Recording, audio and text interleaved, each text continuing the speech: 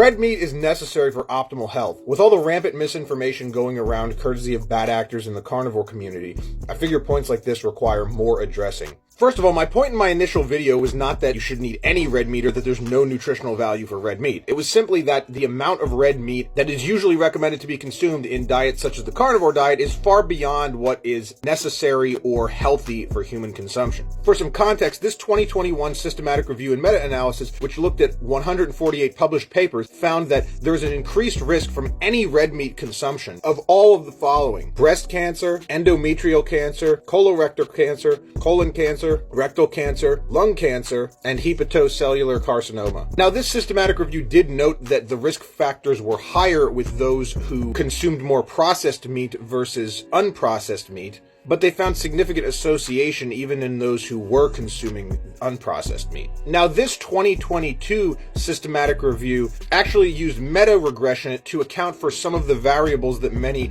red meat enthusiasts claim are never accounted for in these sorts of studies, such as, are there potential confounding factors, comparing unprocessed red meat to processed red meat, and the study found weaker associations of high unprocessed red meat consumption with negative outcomes. However, the problem with this study is that the highest level of red meat consumption observed was 200 grams per day. That's like one small steak, which is far below what anyone on carnivore is going to be eating. And further, they still found associations with heightened red meat intake, though they were weaker with unprocessed red meat. So essentially the conclusion we can draw here is that if you're consuming less than 200 grams of unprocessed red meat daily, you're probably only slightly increasing your risk of serious diseases. This is just a snapshot of some of the recent pertinent data on this. There's a pretty large amount of data, like this 2015 meta-analysis, that shows a dose-dependent relationship between red meat intakes and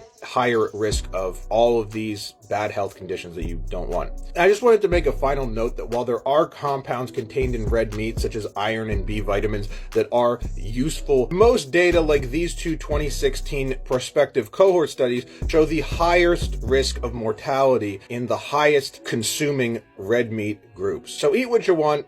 If you're going to eat a lot of red meat, it's probably healthier for it to be unprocessed versus processed, but there's no evidence to support this.